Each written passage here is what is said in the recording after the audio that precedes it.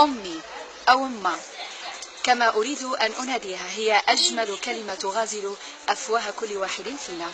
الأم هي السر الحنان، هي العطاء، هي التي تسهر من أجل نجاحنا نحن. مهما حاولت أن أجمع حروفي لأشكل كلمات تفيها حقها فلن أنجح في ذلك. لذلك سأترك شركائي هم شركاء ليسوا كباقي الشركاء، إنهم شركاء من عالم آخر، عالم الطفولة، أين تختصر كل البراءة معانيها. كلمات لكل الأمهات الأموات منهم والأحياء.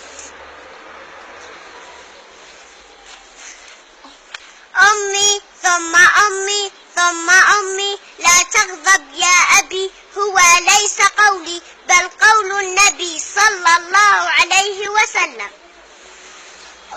أمي أنت نور على الأرض ينير طريقي. أمي أنت نجمة سماوية. أمي أنت قلب نابض بالحياة.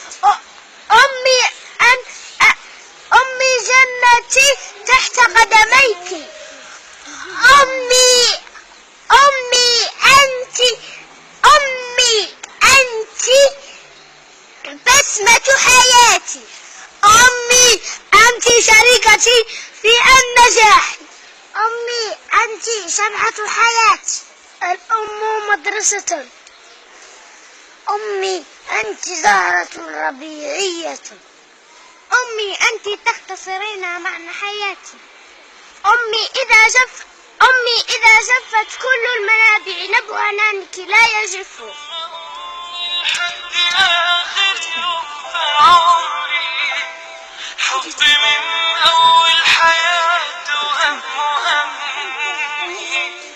اللي قدر خيرها داخلها في دمي وعايش فيه. أمي ثم أمي لحد آخر يوم في عمري، حب من أول حياتي وهمي، اللي كتر خيرها داخلها في دمي وعايش فيه. أعمل لها تمثال